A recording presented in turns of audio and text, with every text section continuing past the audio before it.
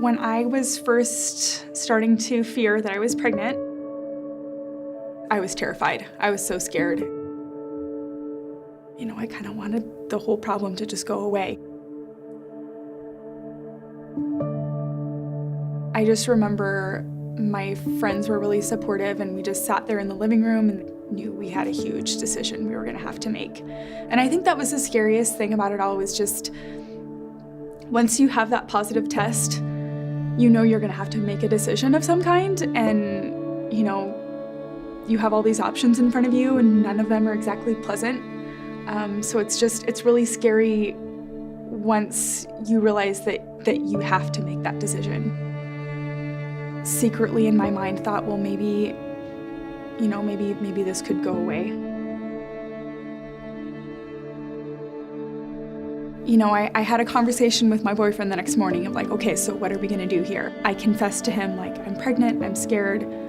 Right now I'm trying to figure out what I'm gonna do. And I didn't really say it, but I was also in my mind thinking, can I take some other route and get away with it?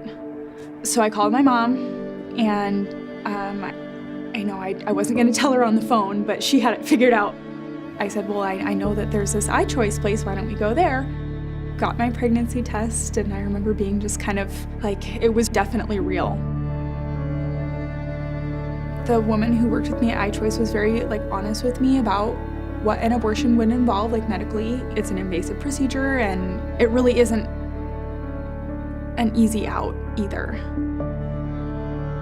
So I think it's easy to think you're gonna do one thing, and then once you actually get there, you realize that it's a lot harder decision to make.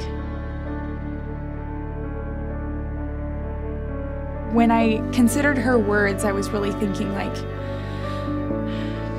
anything I do, any choice I make is gonna be sad for me, whether I go through with abortion, whether I have to give up everything I was doing and become a single parent.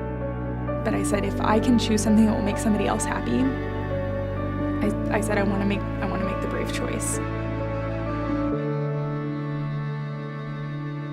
That was really scary, that moment, just saying okay, I'm gonna trust God, I'm going to trust His plan.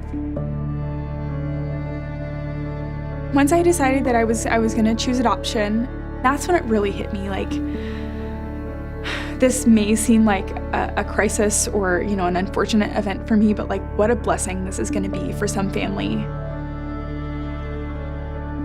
We met with Caleb and Denise the first week of February, and it was so great to meet them in person and just have everything that we expected about them just be confirmed. They were so genuine, so kind, and we loved them instantly. They came up for the birth, and it was so special to have them there because we'd been forming this relationship all through the second half of the pregnancy. The whole relationship just truly came together the way that you would form any kind of friendship, and it didn't feel forced, and it turned out beautifully.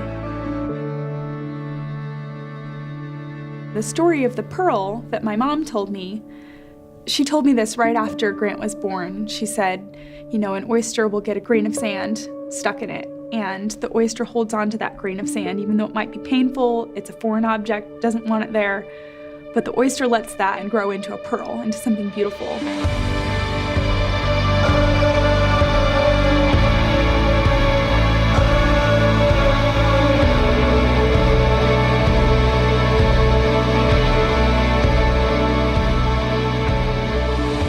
I remember my mom told me that story as she put a string of pearls around my neck. And there was not a dry eye in the room. Caleb, Denise, Jesse, me, we were all crying. And the really beautiful thing about that story was after that, Caleb and Denise brought me a necklace that had a little pearl on it too, unplanned, just crazy coincidence there. And it says chosen and loved. And those were two words that they just felt really described him. My hope for Grant is that he will delight his heart in the Lord and just trust Him in all that he does.